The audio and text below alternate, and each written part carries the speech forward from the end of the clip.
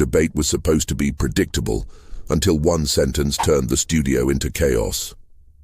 The stage was set under the blinding glow of studio lights. Cameras panned across a packed audience, their anticipation thick in the air. Applause echoed as the moderator welcomed the viewers at home. It was supposed to be just another televised debate, structured, rehearsed, forgettable. At center stage, two figures faced one another. On one side sat the arrogant debater, shoulders back, lips curled into a smug smirk. He radiated overconfidence, tapping his pen on the desk as though the outcome had already been decided in his favor. On the other side, the calm challenger sat steady, eyes focused, posture quiet but unshakable. If one carried the air of a showman, the other carried the weight of conviction. The moderator leaned in, delivering the opening question. A question simple enough to set the stage, yet heavy enough to reveal true character. Without hesitation, the arrogant debater jumped in. His words dripped with sarcasm, designed not to answer the question but to belittle his opponent. He laughed at his own joke before he finished speaking, as if the room itself was his audience, and humiliation his punchline. A few nervous chuckles escaped from the crowd.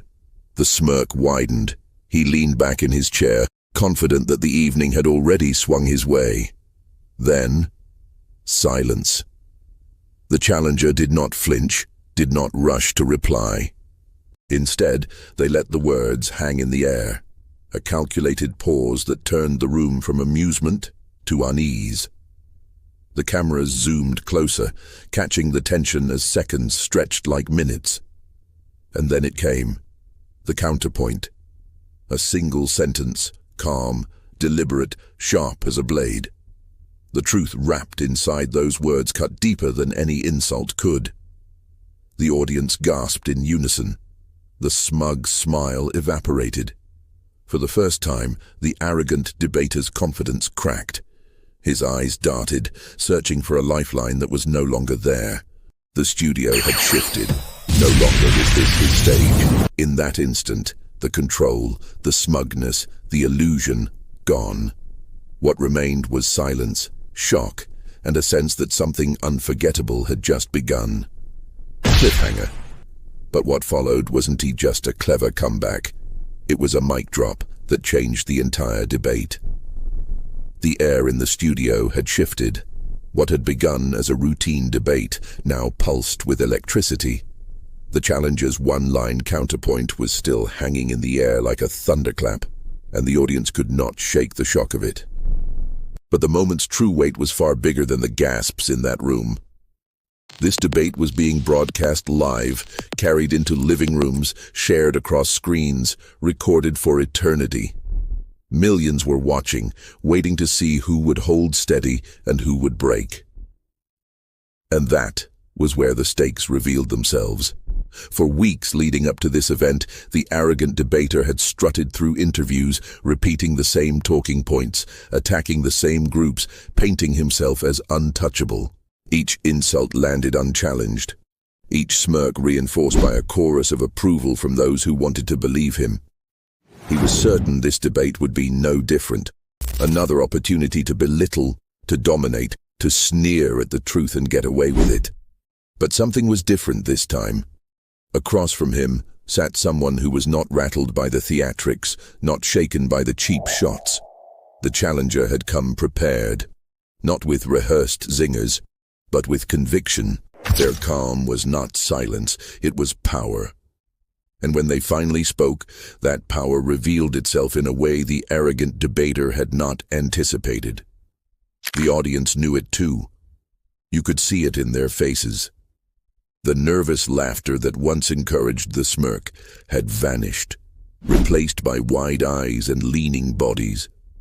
They were no longer entertained by arrogance. They were captivated by truth. The moderator, sensing the shift, leaned in with another question. This one sharper, aimed at policy, at substance, at the kind of detail that left no room for theatrics. And here the stakes became even clearer. This was not just a debate about words. It was a battle over credibility, over trust, over who the nation would believe when the cameras stopped rolling. The arrogant debater adjusted his tie, cleared his throat, and tried to regain control. But every word he spoke now felt heavier, every claim more desperate. The challenger did not need to raise their voice. Their silence between questions spoke louder than the bluster across from them. And with each calm, measured response, the power dynamic flipped further. This was no longer about winning an argument. It was about exposing one. The studio, the nation, the millions online, they were not just watching a debate. They were watching arrogance unravel in real time. And just as the tension peaked, the challenger leaned in, preparing to deliver something that would not just wound an argument, but dismantle an entire facade. Cliffhanger. Because what happened next wasn't just a rebuttal. It was the moment the debate spun completely out of control. Every villain in a story has a backstory, and this debater's arrogance was not born overnight. It was cultivated, polished, rehearsed, performed so many times that it became second nature. To understand the smirk that lit up the stage, you have to rewind. For years he had mastered the art of performance politics. His rise began not with substance, but with spectacle. He discovered early on that bluster and confidence could carry him further than facts. Where others prepared with research, he prepared with insults. Where others studied policy, he studied timing. When to smirk, when to raise his voice, when to feign outrage for the cameras. It was theater, and he was its self-proclaimed star. The problem was not that people failed to see through it. The problem was that for a long time, nobody challenged him. On talk shows, in interviews, even in town halls, his words floated unchecked. Fact-checkers scrambled the next morning, but by then the damage was done. Clips of his barbs spread faster than corrections ever could. He built a brand on being untouchable, and he believed it. But behind the curtain, cracks were forming. His record told a very different story than the one he performed on stage. He promised loyalty to working families but voted against the very bills that could help them. He claimed to fight for honesty while twisting facts to serve his own ambition. He styled himself as a champion of the people while cozying up to the very elites he mocked in public. The contradictions piled higher than the applause. And yet, he wore each one like a badge, certain that charisma would always cover the truth. The smirk became his shield, the swagger his armor. If you laughed at his jokes, you rarely noticed his hypocrisy. But arrogance has an expiration date. What made him dangerous also made him vulnerable. Overconfidence. He grew too comfortable with his own performance, too reliant on the same tired tricks. When he leaned forward in that debate, smirk painted across his face. It was not a new act. It was the same playbook he had run for years: belittle, dismiss, dominate. The challenger across from him had studied that playbook. They knew the rhythms, the rehearsed gestures, the hollow bluster that so many before had mistaken for strength, and most of all, they knew how to break it. That is why the moment felt so seismic. It was not just about one debate night. It was about years of unchecked arrogance finally meeting its reckoning. Every smirk, every contradiction, every hollow promise was waiting for this collision. And when it came, it was like watching a tower that had been swaying for years finally collapse under its own weight. The audience may not have known his full history, but they felt it. They felt the entitlement, the smugness, the hollow pride. And when the challenger struck back with truth, they felt something else too: justice. Because in that instant, his past was no longer invisible, his hypocrisy was no longer hidden. Every broken promise, every contradiction was suddenly present in the room, laid bare by the silence that followed his fading smirk. And though he would not admit it, he knew it too. Cliffhanger. But while his downfall was years in the making, the real force that shattered him was sitting just across the stage, a challenger whose story was the complete opposite of his own. Every powerful takedown begins long before the cameras start rolling. To understand why this challenger was immune to the arrogance across the stage, you have to know their story. Because unlike the antagonist, their strength was not built on swagger. It was built on struggle. They did not come from privilege. They did not enter politics with a golden key or a smirk rehearsed in the mirror. Their journey began in the quiet corners of life, where hardship was a daily companion. Childhood was marked by long hours, parents who sacrificed, and a community that demanded resilience from every soul who belonged to it. While the antagonist was learning to perform for cameras, the hero was learning to endure, to listen, to persist, to rise each time the world tried to push them down. That difference mattered, because endurance breeds a different kind of strength. It creates a calm that no insult can shake. Their education was not merely academic. It was life itself. They saw families broken by policies that favored the powerful. They saw neighbors work 3 jobs just to put food on the table. They saw the way arrogance in high places trickled down as suffering in the streets. And from a young age they carried one conviction: truth and dignity were worth defending, even when the odds seemed impossible. That conviction turned into service. They built their career not on bluster but on action. First in community organizing, then in public service, they gained a reputation for showing up where others did not. They listened to the forgotten voices, the ones drowned out in the noise of political theater. They fought for the overlooked causes, not because they were easy wins, but because they mattered. Over the years, this quiet service built something stronger than applause. It built trust. The people who had seen them fight for dignity believed in them. And that belief, though invisible on camera, carried into the debate stage like armor. When they walked into the studio that night, they did not carry the weight of ego. They carried the weight of those who counted on them. Every pause, every word, every glance was guided not by how it would look in a clip, but by who it would serve outside the room. That authenticity was their superpower. It is why the smirk did not shake them. They had faced far worse than a rehearsed jab. They had stood in front of angry crowds, held the hands of grieving families, and walked into rooms where every voice was raised against them. A smirk? An insult? It was nothing compared to the storms they had already weathered. And here is what made them most dangerous to the antagonist. They had nothing to prove.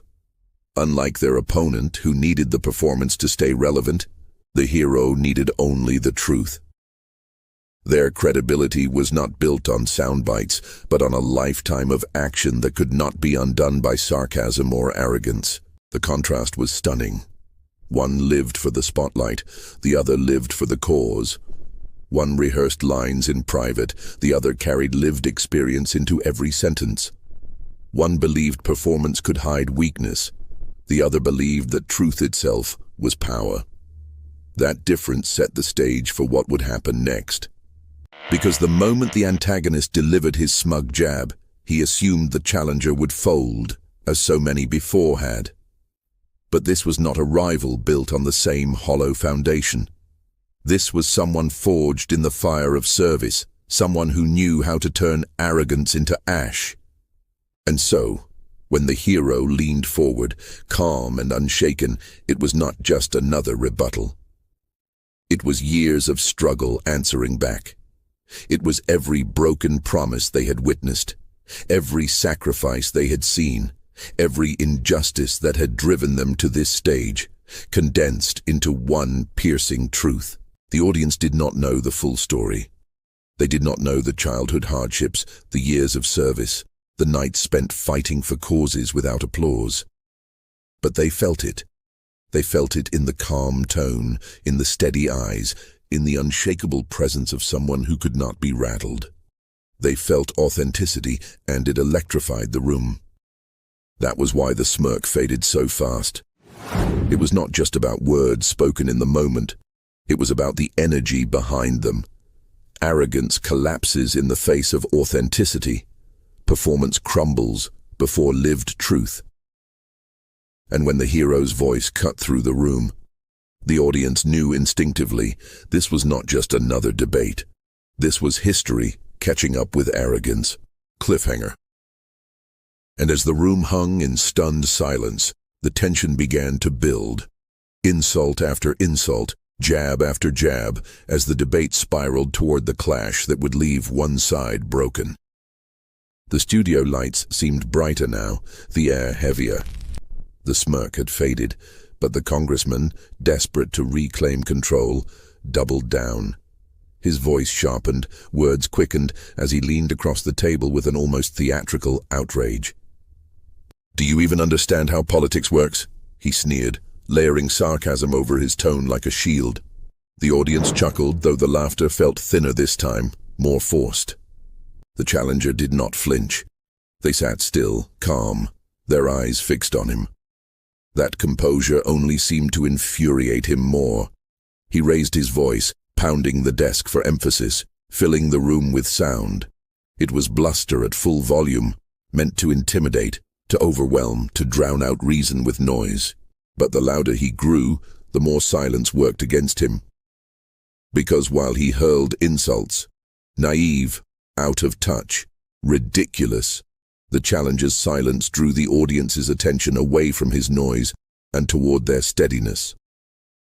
Every second of calm was a mirror, reflecting his desperation.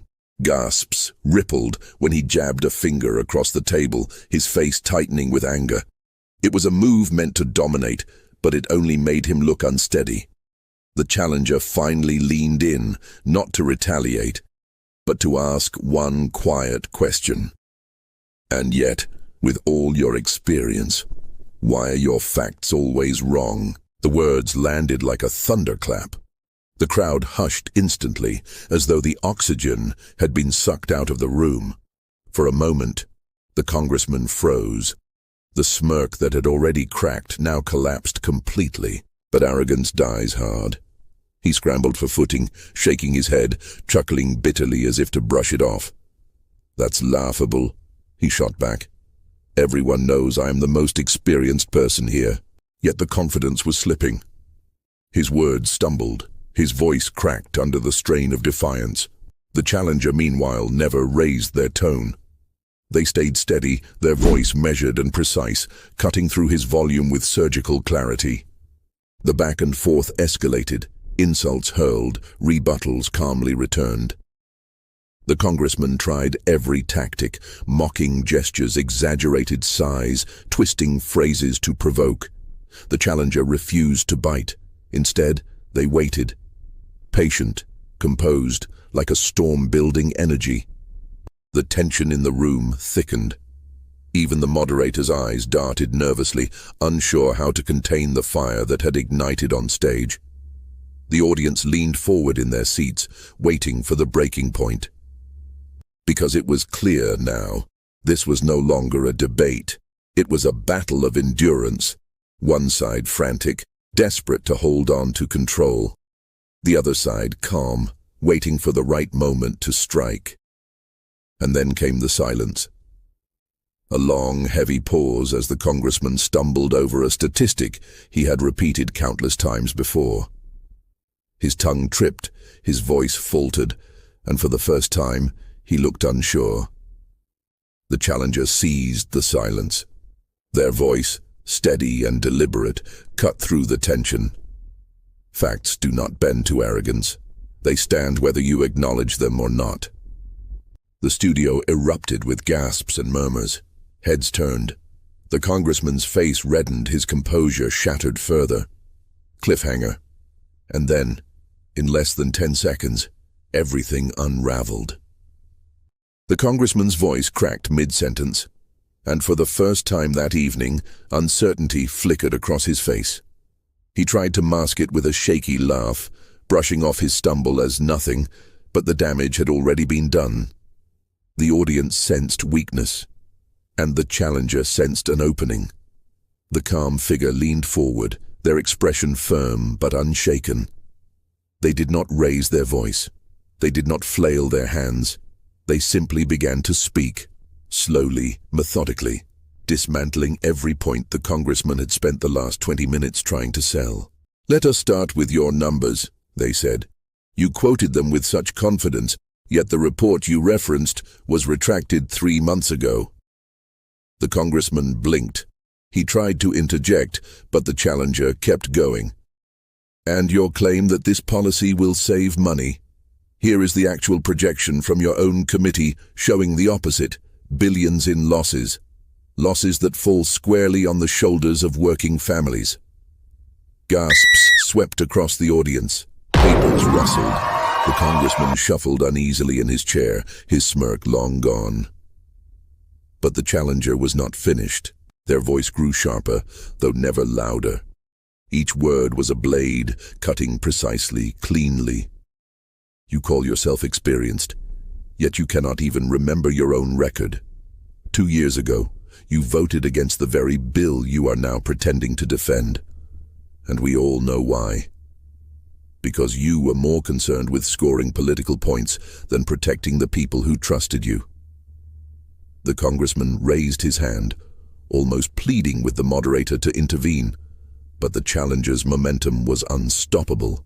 Do you want to talk about experience? Then let us talk about accountability. Experience without integrity is just arrogance in disguise. You call yourself a leader. But tonight, the truth revealed something else. A man clinging to a script that collapsed the moment it was challenged. The crowd erupted. Applause, cheers, a few audible gasps of disbelief. Even the moderator looked stunned, unsure whether to intervene or simply let the scene unfold. The congressman tried to push back. His voice rose again, desperate and defensive. That is ridiculous. That is a distortion. You are. But the challenger cut him off with calm precision. No distortions, just your own words. And here they are. From the podium, the challenger held up a sheet of paper, a direct transcript of the congressman's earlier speech, where he had contradicted himself. It was undeniable. The congressman froze, his mouth half open, his rebuttal silenced before it began. Silence filled the studio, the kind of silence that is heavier than noise. The congressman looked around, searching for support, but the crowd had turned. The very audience that had chuckled at his smug jabs now leaned toward the challenger, nodding, clapping, energized. And then, the mic drop moment. The challenger set the transcript down on the desk, leaned in just slightly, and delivered the line that would be replayed millions of times across the internet. You came here tonight with arrogance. I came with facts. And facts, Congressman, do not smirk. They stand. The studio exploded. Applause thundered. People leapt to their feet. The moderator tried to calm the room, but it was futile. The moment had already gone viral in real time. Cameras zoomed in on the congressman's face as his jaw tightened, eyes darting. His once confident grin now replaced by the unmistakable look of someone who had lost the room. And the debate. The challenger leaned back in their chair, not gloating, not smiling, simply steady. It was not triumph born of arrogance, but of dignity, of truth spoken without fear. The congressman tried one last time to recover, his voice trembling with a forced laugh. You think this changes anything? You think one clever line makes you right? The challenger did not even look at him. Instead, they turned to the moderator and said, in a tone that carried both finality and grace, "It is not a clever line. It is the truth, and the truth does not need to shout." Another eruption of applause, another wave of cheers, and with that, the congressman's collapse was complete. The debate, once expected to be predictable, routine, safe, had been transformed into a viral spectacle. In less than a minute, one calm counterattack had turned arrogance into silence, smugness into shock, and a debate into a lesson that would echo far beyond the walls of that studio. Cliffhanger. But what happened after the cameras stopped rolling proved that this mic drop moment was only the beginning. The debate did not end with applause. It ended with an eruption. The studio, once filled with the smug chuckles of the congressman's supporters, was now buzzing with disbelief, laughter, and cheers aimed squarely at the challenger. The moderator tried desperately to bring order back, tapping the microphone, calling for silence, but the damage was irreversible. The congressman sat frozen, his face a portrait of humiliation. His smirk was gone, his jaw tight, his eyes darting toward the cameras as if searching for an escape route. Every second felt like an eternity. Every lens captured his unraveling in high definition. But while the congressman's silence was deafening, the world outside the studio was roaring to life. Within minutes, clips of the mic drop counterattack were being clipped, uploaded, and shared at lightning speed. On Twitter, hashtags exploded. Joe facts, don't smirk, Joe mic drop moment, Joe debate destroyed. Commentators scrambled to react. One prominent journalist tweeted, "I have covered politics for 20 years and I have never seen a smirk disappear so quickly. A masterclass in calm, fact-driven takedown." Another pundit posted, "Tonight's debate just shifted. One candidate came with arrogance, the other came with truth. The truth won." YouTube was flooded with reaction videos. Clips titled, "The exact second the congressman realized he lost," and "Mic drop of the decade," soared past 1 million views in hours. TikTok creators remixed the moment, setting the challenger's line, "Facts do not smirk, they stand," to dramatic music, slow-motion edits, and even movie trailer voiceovers. The congressman's own campaign scrambled to spin the collapse. Spokespeople issued statements claiming he was misrepresented and taken out of context. But the problem was simple. Nothing was out of context. The video showed everything, every contradiction, every stumble, every second of that smirk fading into shock. Meanwhile, late-night hosts seized on the moment. One joked, "That was not a debate. That was a public service announcement on why arrogance and facts should never share a stage." The audience laughed, but the point was clear. The congressman's defeat had transcended politics. It had become culture. Even celebrities chimed in. A Grammy-winning singer posted the clip with the caption, "This is how you handle a bully. Calm, direct, with receipts." A famous actor retweeted the video with 3 fire emojis and the words, "Mic dropped." But the most telling reactions came from ordinary people. Teachers wrote about showing the clip in classrooms as an example of dignity under pressure. Parents praised the challenger for modeling how to stand firm against arrogance without shouting. Students flooded comment sections with their own takes, turning the moment into a rallying cry for a generation that craved truth over performance. And while the congressman's team tried to regroup, one truth became undeniable. The debate was no longer about policies or numbers. Cliffhanger. But beyond the laughter, the memes, and the millions of views, one question remained.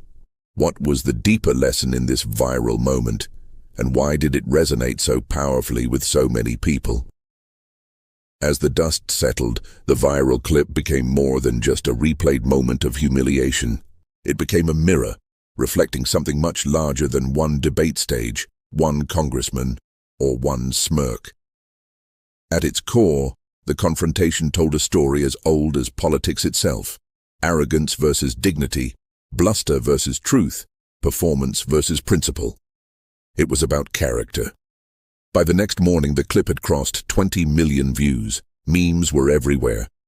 GIFs of the congressman's fading smirk became instant classics. Editorials called it the debate's turning point, a cultural reset, and the moment arrogance was humbled by truth. The challenger did not gloat. In interviews, they refused to spike the football. They simply said it was never about winning a debate. It was about standing for truth.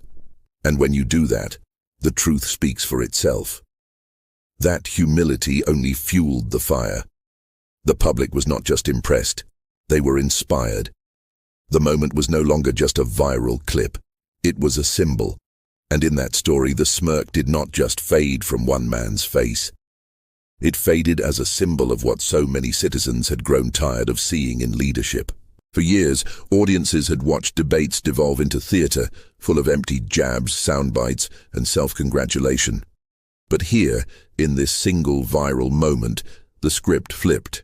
Instead of winning by shouting louder, the hero won by staying calmer. Instead of aiming for applause lines, they aimed for truth.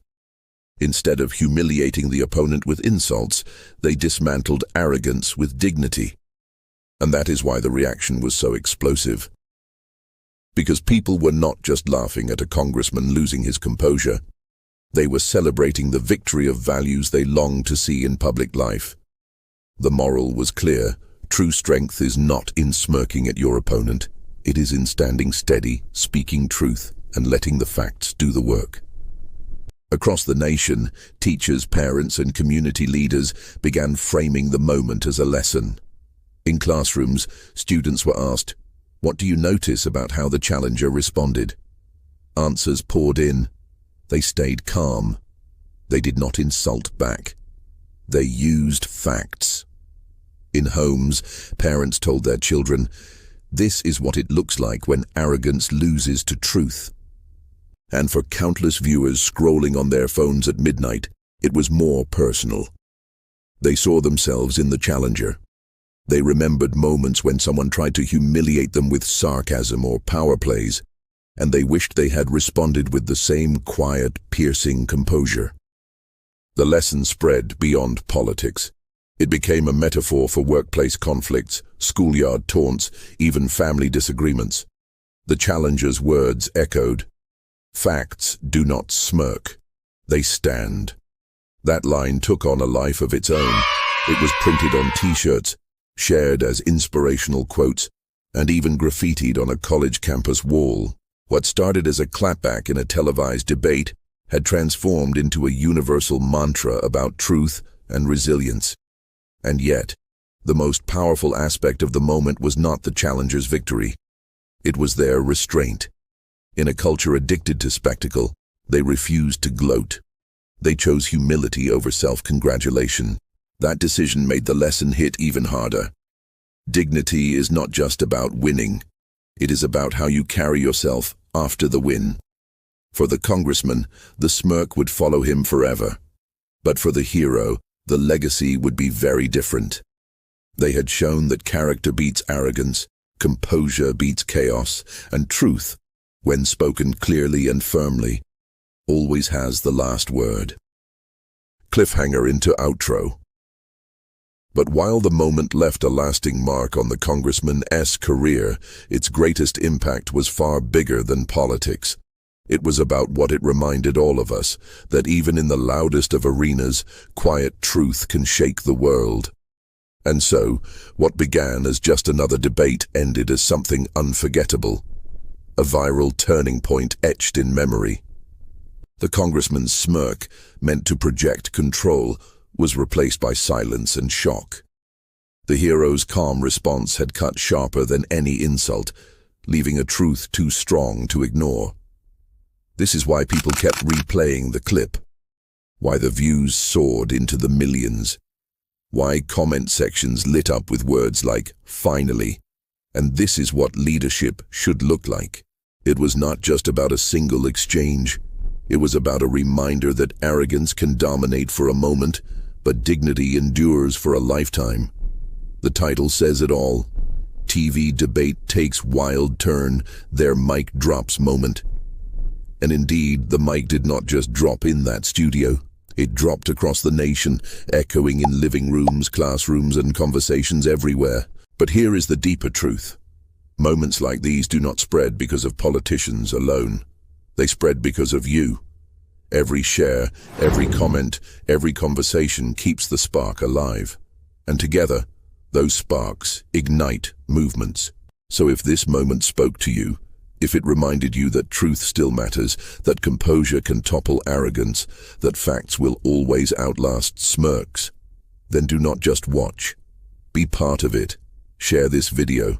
Subscribe for more stories where dignity takes center stage. Join a growing community that believes in truth, justice, and the power of standing tall. Because in the end, viral clips fade, but values endure. And every time you amplify them, you remind the world. The loudest voice is not always the strongest. Sometimes it is the calmest.